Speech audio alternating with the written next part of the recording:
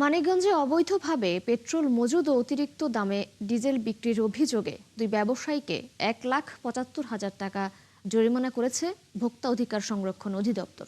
বুধবার পৌর এলাকার হিজুলি ও সদর উপজেলার রাজীবপুর বাজারে অভিযান চালান ভোক্তা অধিকারের সহকারী পরিচালক আসাদুজ্জামান রুমেল।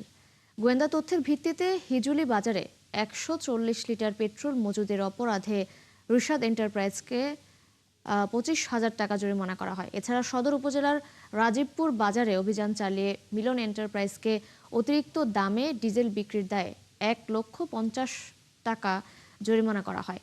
ভোক্তা অধিকার সংরক্ষণে এই অভিযান অব্যাহত থাকবে বলেও জানিয়েছেন তিনি। সরকার নির্ধারিত দামের থেকেও ১৫-২০ টাকা পর্যন্ত প্রতি লিটারে বেশি নিয়েছেন। তো আমরা এই সকল অভিযোগের ভিত্তিতে এবং এগুলো সকল তথ্য প্রমাণ পাওয়ায় এবং তার এখানে কোনো ধরনের ক্রয় ভাউচারও নাই এবং তিনি কোথায় বিক্রয় করেছেন তার কোনো ধরনের প্রমাণ এখানে আমরা পাইনি, তার কোনো মূল্য তালিকাও নেই।